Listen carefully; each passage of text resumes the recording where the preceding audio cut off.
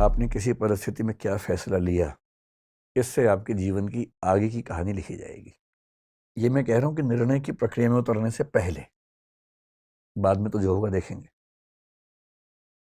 जैसे हमारा समाज इस समय बहुत सारे सामाजिक राजनीतिक मुद्दों से घिरा हुआ है। पहले देखना जरूरी है कि हम पहले से फैसला ले तो नहीं चुके हैं।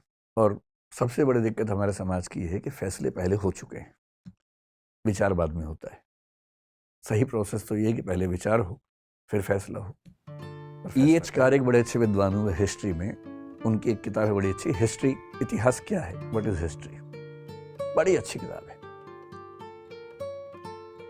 उन्होंने साबित किया कि हिस्ट्री के बारे में आप कुछ भी कह लीजिए, कितने फैक्ट्स हैं, इतने प्रमाण हैं, सब बेकार की बातें हैं। अंततः इतिहासकार के दिमाग में जो बैठा हुआ है वो साबित वही करता है। इसलिए मार्क्सिस्ट हिस्टोरियन लिखेंगे तो आप पाएंगे सबके निर्णय लगभग एक जैसे आते हैं, और जो नेशनलिस्ट हिस्टोरियंस हैं उनके फैसले एक जैसे आते हैं हमेशा। किसी हिस्टोरिकल फिगर को लेकर सोच लीजिए, अकबर की बात कर लीजिए, औरंगजेब की बात कर लीजिए, एक धारा के फैसले हमेशा एक से आएंगे, दूसरी धारा के फैसले हमेशा एक से आएंगे। ऐसी माइंडसेट से अगर हम चलेंगे, और हमारी यूनिवर्सिटीज में भी तो यही होता है। बहुत रोचक बात है, यूनिवर्सिटीज में टीचर्स बटे हुए हैं कि ये मार्क्सवादी है, ये भाजपाई है।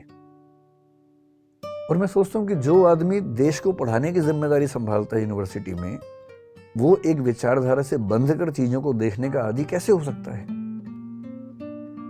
उसके अंदर इतना वैचारिक साहस क्यों नहीं है कि किसी मुद्दे पर मेरी विचारधारा से बेहतर राय किसी और विचारधारा की भी हो सकती है?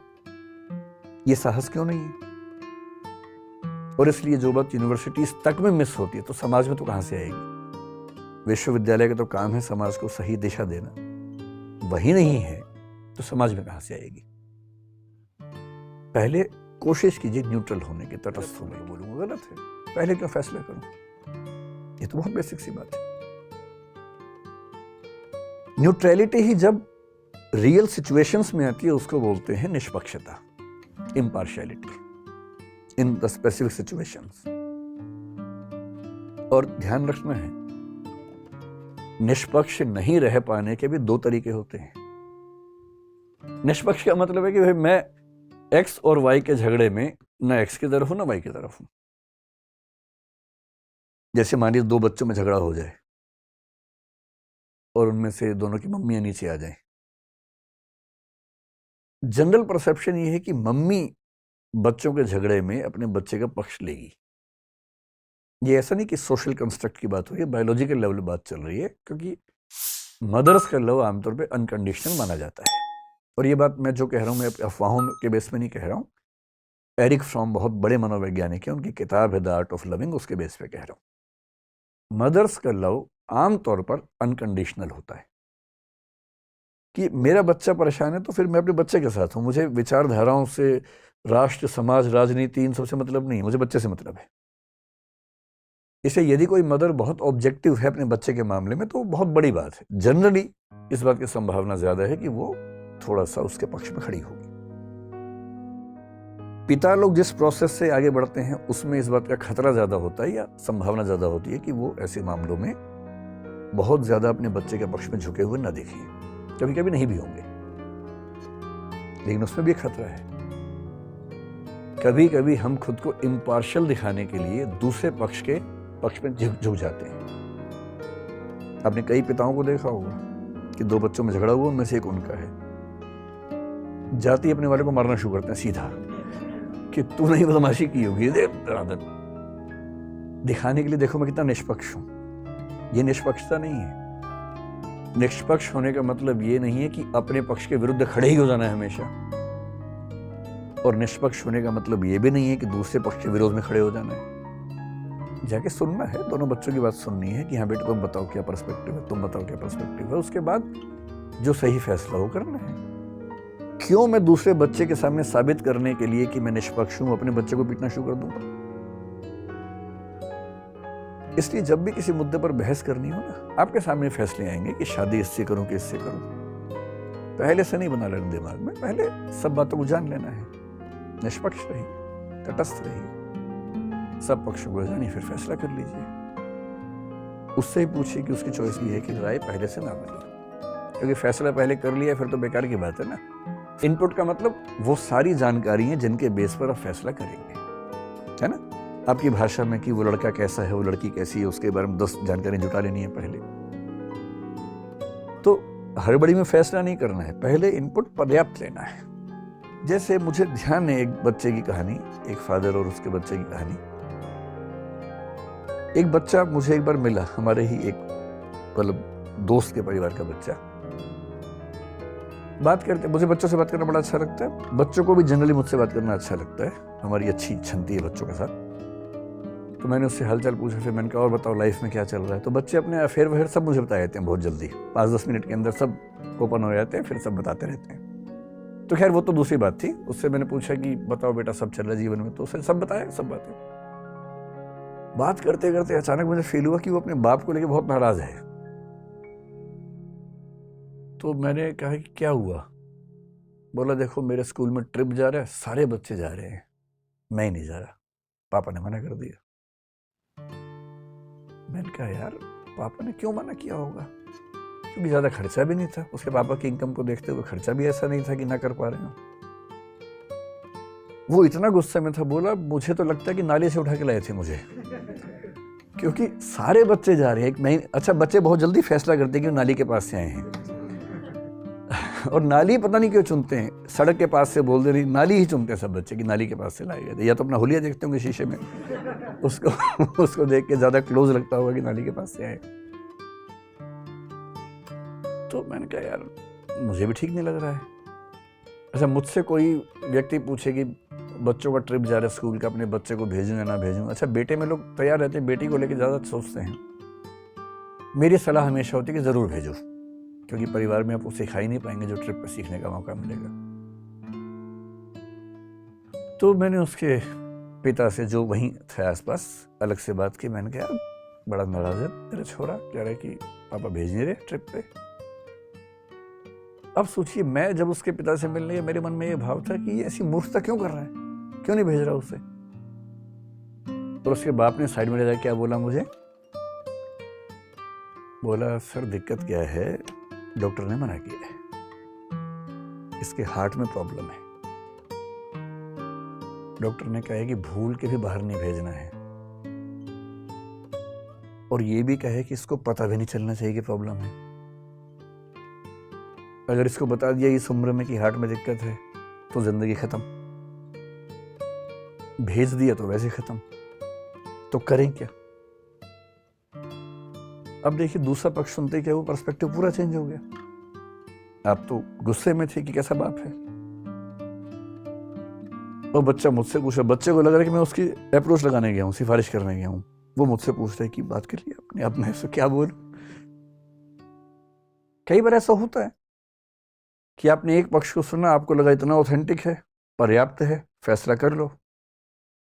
लेकिन दूसरा पक्ष इतना ड्रामेटिकली अलग होता है, इतना जरूरी होता है कि वो सुनने के बाद आपको लगता है कि ये तो, इसके बिना तो फैसला हो ही नहीं सकता था। इसलिए कोई पक्ष कितना भी कन्विंसिंग हो, पूरा परिवार, पूरा धर्म, पूरा समाज, पूरी राजनीति सब एक तरफ बोल रहे हों, तब भी ध्यान रखना है कि एक दूसरा पक्ष भी होता है। और जब तक सिक्के का दूसरा पहलू नहीं देखेंगे आप सच के नजदीक पहुंच नहीं पाएंगे। हमेशा देखिए कोई इंफॉर्मेशन नहीं है, नियत का सवाल भी तो हो सकता है ना, किसने क्यों आपको बताया।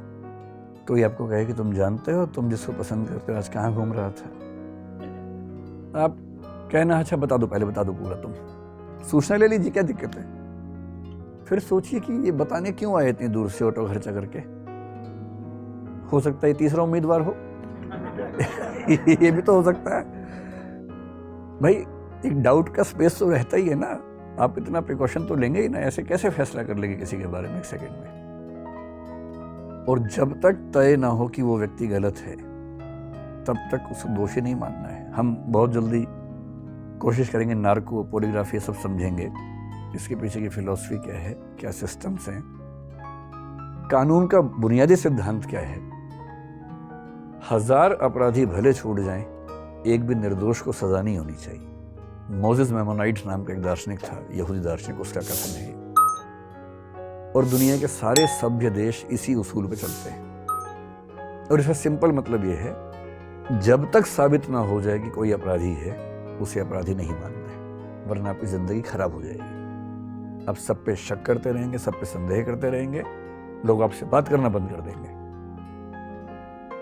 दो ही तरीके हैं, जब तक साबित नहीं होगा तब तक भरोसा करूंगा, दूसरा जब तक साबित नहीं होगा तब तक शक करूंगा। ज्यादा अच्छा क्या है, भरोसा कीजिए जब तक साबित ना हो कि भरोसा गलत है, क्योंकि भरोसा बनाना मुश्किल काम है, तोड़ना बहुत आसान काम है। आप लोग तो अब जब एडवांस जनरेशन के लोग हैं, हम जिस जमाने के आदि मानव हैं, हम लोग जिस जमाने के, उस जमाने में क्लासरूम में ऐसे बच्चे नहीं बैठते थे कि लड़के लड़कियां एक साथ बैठे हों। तो मैं जिस स्कूल से पढ़ा हूँ, वहाँ जब मैं 8वीं क्लास में आया, वहाँ तक तो केवल वो लड़कों का स्कूल था। कई हजार लड़के जैसे एक जेल में एक साथ बंद हो गए हों, ऐसा लगता था। स्कूल अच्छा था, लेकिन स्कूल केवल पढ़ाई के लिए थोड़ा बच्चे जाते हैं, उनको तो अच्छा जीवन चाहिए। फिर वहां पर कोएड नाम की एक चीज है कि अब से स्कूल कोएड हो गया है, तो लड़के बहुत उत्साहित थे उस समय कि अब स्कूल कोएड हो गया है। अब उनको स्कूल आने की भी इच्छा पहली बार होनी शुरू हुई कि अब हम स्कूल जाएंगे, तो हमें लगा बड़ा अच्छा स्कूल हो जाएगा। फिर पता लगा नहीं भाई, केवल एक मीडियम, इंग्लिश मीडियम में बच्चे एक साथ पढ़ेंगे, क्योंकि उसमें बहुत कम बच्चे थे। हिंदी मीडियम में लड़कियों का सेक्शन अलग, लड़कों का सेक्शन अलग होगा। ये कोएड होता था। लड़कों के मतलब सेक्शंस, ब्लॉक्स भी अलग थे। वो लड़कों का जेल है, ये लड़कियों का जेल है, इस तरह से होता था। और बीच में कुछ टापू थे जहाँ लड़के लड़कियाँ एक साथ क्लास में होते थे, इंग्लिश मीडियम में। कई बच्चों ने इंग्लिश मीडियम ले लिया उस चक्कर में, जबकि इंग्लिश उनको आती नहीं थी बिल्कुल भी लेकिन इंग्लिश मीडियम इस चक्कर में लिया कई बच्चों ने, उनमें एक मैं भी था। तो आती नहीं थी इंग्लिश उस जमाने में, लेकिन ठीक है, बहुत सारे दोस्त थे तो हम भी चले गए। फिर पता लगा वहाँ पर भी जो बैठने का तरीका था, 4 रो थी, उनमें से 3 लड़कों की, 1 लड़कियों की, बीच में हाईवे था बहुत बड़ा। लड़कों वाले में आपस में कम गैप था, लड़की लड़की के बीच में इतना गैप था, लगा तालिबान जैसा भाव आता था वहां पर, कितना गैप। अब सोचिए, पहली बार किसी छोटे शहर, छोटे कस्बे में कोएड स्कूल शुरू होगा, तो ऐसे ही होगा, सीधी सी बात है, कैसे होगा। सब लड़के ताक में कि बात हो जाए किसी से, सब तो बात नहीं कर पाएंगे, कोई एक आध बात कर लेगा, बात भी क्या कर लेगा, पेन मांग लेगा, कॉपी मांग लेगा, और क्या, यही तो होता है, पेन से ही बात शुरू होती है, पेन और नोट से, और कहाँ से बात शुरू होती है। और जिस दिन किसी लड़के ने पेन मांग लिया, बाकी लड़के उसको बधाई देते थे कि यार क्या बात है, पेन मांग लिया तुमने तो, गजब। और पेन मांगने में ही लोग मान लेते थे कि अब शादी होने वाली है इन लोगों की। कई लोग बच्चों के नाम भी सोचने लगते थे। हमें बहुत साल बाद समझ में आया कि अगर कोई लड़की किसी लड़के से पेन मांग ले, तो इसका मतलब सिर्फ ये है कि लड़के ने लड़के से पेन मांगा है, बस। हमें कई साल लग गए समझने में। पहले हमें लगा सगाई तो पक्की है ही, कम से कम शादी, अफेयर तो है ही पता नहीं क्या क्या। कई साल बाद समझ में आया कि नहीं, सिर्फ पेन मांगा है, और पेन मांगने का मतलब सिर्फ पेन मांगा है। मैं अपनी क्लास में एग्जाम्पल खूब दे के समझाता हूँ बच्चों को, ताकि वो भी थोड़ा ठीक से सोचे समझे। क्योंकि दिमाग कैसे काम करता है कि 3-4, जैसे आप लोग साथ साथ बैठे ना, आपके दिमाग भी खुले होंगे, हमारे तो बहुत बंद थे दिमाग उस समय। तो मान लीजिए किसी लड़की का पेन खत्म हो गया, साथ में एक लड़की बैठी, उसके पास भी पेन नहीं है एक्स्ट्रा। पहले उसने उसी से पूछा, पर पेन नहीं है। क्लास चल रही है बहुत ज़बरदस्त तरीके से, बहुत ज़रूरी बात चल रही है, अब वो क्या करे बेचारी। तो आसपास 2-3 लड़के बैठे थे, उनमें से किसी एक से उसने कहा कि पेन है क्या। तो वो लड़का तो पेन एक्स्ट्रा ला ही रहा था बहुत दिनों से कि कभी चांस मिले तो मैं पेन दूं। तो खटाक से पेन दिया उसने। बच्चे तो अपना पेन भी दे देते हैं कि हाँ है ना, लो तुम ये लो। हम तो वैसे ही आगे थे क्लास में। अब उन बच्चों में क्लास के बाद बात चल रही कि इसी से क्यों मांगा, क्योंकि वहां तो 3 लोग बैठे हुए थे। इसी से मांगा यानी कुछ खास बात है। और पूरा शास्त्रार्थ चल रहा है, क्योंकि इसके पास एक कार है और बाकी दोनों बेकार हैं। फिर और चल रहा है, नहीं ये दिखने में अच्छा लगता है, नहीं ये, नहीं वो, नहीं वो। फिर अंत में किसी ने उससे पूछ लिया। इन लड़कों में से एक की बहन क्लासमेट थी, उस बहन को बीच में लाया गया कि तुम पूछ के बताओ क्या बात है। उसने पूछा कि तुमने यार पेन इसी से क्यों मांगा, 3 लोग बैठे थे। वो पता क्या बोलती है, किससे, कौन था? आप कह रहे कि ये 3 लोग थे, तुमने इनमें से इसी से पेन क्यों मांगा? बोली अच्छा ये तीनों थे क्या वहां? मैंने तो देखा ही नहीं, ऐसे मांग लिया पेन दे दो भाई, मैं तो सोचा भी नहीं। और तब उन मतलब महाराज को पता लगता है कि वो चुने नहीं गए हैं, वो बाई चांस बैठे थे तो उनसे पेन मांग लिया गया है। तो आपकी उम्र में थोड़ा ज़्यादा होता है कि इनपुट को बहुत बढ़ा के देखने की आदत हम लोगों को होती है। तो इनपुट जितना है ना, फैसला उतना ही। अगर किसी ने कहा कि भाई पेन दे दो, यानी पेन मांगा है ना। कोई देख के मुस्कुरा दे, ऐसा भी होता है कभी कभी। लड़के लोग झेल नहीं पाते हैं। मुझे ऐसे केसेस क्लास में मिलते थे। एक लड़का आके बोल रहा है कि सर, एक लड़के ने शिकायत की किसी लड़के की कि ये गलत तरीके से बात करता। तो मैंने पूछा, बोला सर एक दिन मैं तो मुझे देख के मुस्कुराई, फिर मैं क्या करूं? अजीब हाल है भाई, कोई अगर आपको देख के मुस्कुरा दे, ह्यूमन मुस्कुराहट भी तो होती है। विकसित देशों में तो बड़ी दिक्कत है। मैं जब पहली बार भारत से बाहर गया, यूरोप के एक देश में गया, मैं तो भारत का देहाती आदमी था एकदम। देहाती मतलब दिल्ली में था, लेकिन दिमाग देहाती था ना। गया तो वहां सड़क पर सुबह सैर कर रहा था, सामने से एक महिला ही मुस्कुराने लगी देख के। मैं तो एकदम भारतीय आदमी, मैंने पीछे देखा कौन है, कोई तो आ रहा होगा भाई, कोई भी नहीं आ रहा था। मुझे लगा भूत प्रेत तो नहीं होते कि मुझे नजर नहीं आ रहा, इनको नजर आ रहा कोई। तो मैंने बहुत ही अजीब तरीके से व्यवहार किया, मैं वहां से निकल लिया भाग के, कुछ गड़बड़ है यहाँ पर, भूत प्रेत का साया टाइप कुछ लगा मुझे। बाद में देखा कि वहां हर आदमी ऐसे कर रहा है, कोई पुरुष हो, कोई स्त्री हो, सड़क पे अकेला हो, कोई हो, आपस में एक दूसरे को मुस्कुरा के नमस्ते कहने की आदत ही है उन लोगों को। हर व्यक्ति को नमस्ते करता है मुस्कुरा के, उसमें कोई नियम कायदा अलग से है नहीं। तो 3-4 दिन के बाद फिर हम भी करने लग गए, जो मेरे नमस्ते कर दें उसको। अच्छा, वो बड़े प्यार से नमस्ते भी बोलते हैं कई बार, वो टूरिज्म जहां पर चलता है। अब आप वैसा मिजाज लेके भारत वापस आ गए तो दिक्कत है। आप सड़क पे निकले, आपने मुस्कुरा दिया, पता लगा फिर FIR हो गई सीधे उसके बाद, तो है ना। तो कहने का भाव ये है कि जो इनपुट है, उस इनपुट से जितना फैसला निकले उतना ही फैसला निकालिए। किसी ने सिर्फ इतना आपसे कहा कि यार अच्छा नहीं लगा तुमने आज ये काम किया, और आपने क्या क्या फैसले, सुसाइड और पता नहीं क्या क्या सोच लिया दिमाग के अंदर, उतना ही। किसी मूड में किसी ने कुछ कह दिया, टेम्परामेंट में, इमोशंस में कह दिया, तो उसकी वैल्यू उतनी ही रखी। बहुत बढ़ाइए मत उस चीज को, उतना ही जितना उसका महत्व होना चाहिए, उससे ज्यादा नहीं होना चाहिए। छोटे बच्चे में जैसे पहली बार कोई पसंद आ गया उनको, मान लीजिए, स्वाभाविक सी बात है, ऐसा तो हो ही जाता है। 10वीं 12वीं ग्रेजुएशन में किसी को देखकर अच्छा लगना है तो बहुत स्वाभाविक है। अगर बिल्कुल नहीं ऐसा हो रहा है तो चिंता की बात है, अगर हो रहा है तो नॉर्मल बात है। और उसी मासूमियत में जाके उसने कह दिया कि आप मुझे बड़े अच्छे लगते हैं। और दूसरे व्यक्ति को ना मना करने की तमीज नहीं थी। भाई मना करने की भी तमीज होती है ना। आपको ठीक है उस रिलेशनशिप में नहीं जाना, तो कायदे से मना कर दीजिए। और उसने कहा कि बेहतर होता कि बुराई ना देख लिया होता मुझे कहने से पहले। इस बच्ची का दिल टूट गया, या बच्चे का दिल टूट गया, खतरनाक टूटा है। और इसने फैसला किया, दुनिया के सारे लड़के ऐसे होते हैं, दुनिया की सारी लड़कियां धोखेबाज होती हैं, अब किसी से नहीं बात करनी, अब जिंदगी भर अकेले ही रहेंगे। यह है जनरलाइजेशन। एक सैंपल है छोटा सा। एक व्यक्ति, पूरे कितने 800 करोड़ हो गए ना तो दुनिया में लोग, हाँ 8 अरब लोग हो गए। 800 करोड़ में एक ने आपको गलत तरीके से बोला, और आपने फैसला कितने के बारे में किया? अगर 400 मान लें आधे उसमें से, तो 400 करोड़ के बारे में फैसला आपने कर लिया। इसलिए अगर कभी ऐसा हो ना, जैसे सारे बिहारी ऐसे होते हैं, सारे हरियाणवी ऐसे होते हैं, सारे पंजाब के लोग ऐसे होते हैं, ऐसी बकवास जब भी कोई करे तो उसको बोलना नहीं, ऐसा नहीं होता है। आपने बिहार के 4 लोगों से बात की, हरियाणा के 4 लोगों से बात की, उसके बारे में पूरे स्टेट को नाप दिया कि बारे में। ये भी तो हो सकता है कि वो वहां के एक्सेप्शंस हों, अपवाद हों जो आपको मिल रहे हो। सबके बारे में क्यों फैसला कर लेंगे? इसलिए बहुत ज़रूरी है कि फैसला करते हुए बहुत जनरलाइजेशन आपसे ना हो, बहुत बड़े फैसले आप ना करें, उतना ही करें जितना करने की ज़रूरत है। तीसरी फैलेसी क्या होती है कि हम लोग का फैसला करते हुए या तो इस तरफ खड़े होंगे या इस तरफ खड़े होंगे, और हम ये सोचने को तैयार ही नहीं है कि इन दोनों से अलावा तीसरा या चौथा या पांचवा रास्ता भी हो सकता है।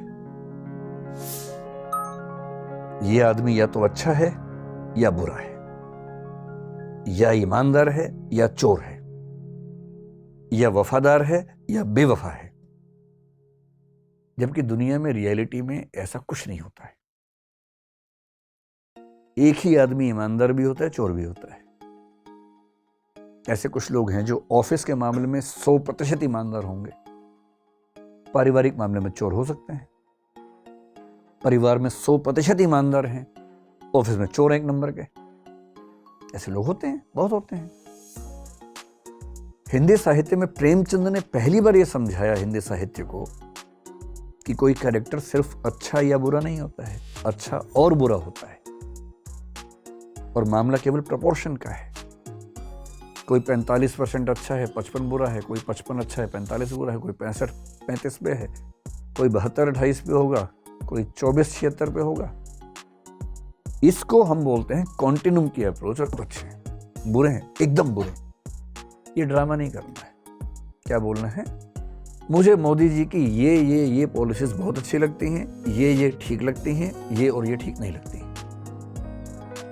एक समझदार व्यक्ति की तरह बात करेंगे हम, क्यों एक बहे हुए व्यक्ति की तरह बात करेंगे उछल कूद के। और मोदी जी क्यों, कोई भी नेता हो, आप किसी एक व्यक्ति के अलग अलग पक्षों को अलग अलग स्तर पर देखने समझने के लिए क्यों तैयार नहीं होते?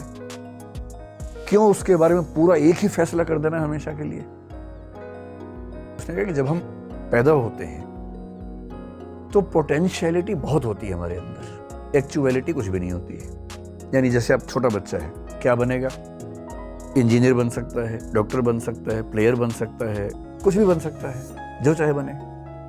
एक्चुअल में कुछ भी नहीं बना है। धीरे धीरे वो जिंदगी के फैसले लेगा।